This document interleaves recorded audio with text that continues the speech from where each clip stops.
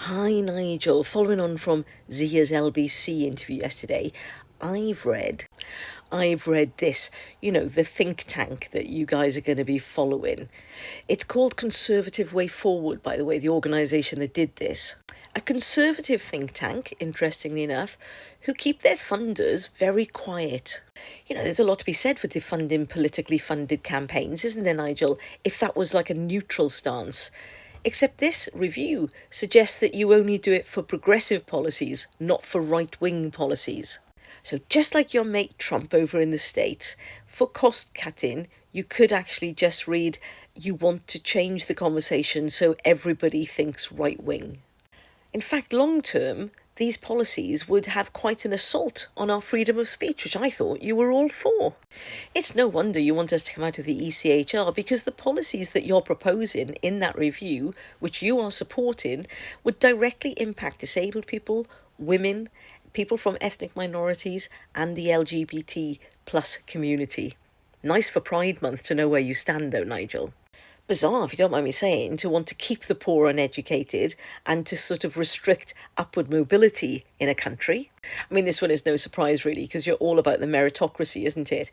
Even though the people that seem to be at the top of reform have all been born with a silver spoon in their mouths and haven't actually risen through meritocracy, but have risen through privilege. If you don't mind me saying, it's somewhat perverse to stop upward mobility by restricting education choices, whilst at the same time taking away opportunities for enrichment when people are young. Again, no surprise to find out that you want to defund charities helping refugees, as abhorrent as that is, but the fact that actually you want to defund charities looking after any vulnerable people, I sort of think is a bit 1930s. I mean, the arts is a really good case in point, isn't it? Of it's not defunding politically motivated things, it's actually defunding anything that doesn't think the same as you. That's that's a little bit of fascism, isn't it, Nigel?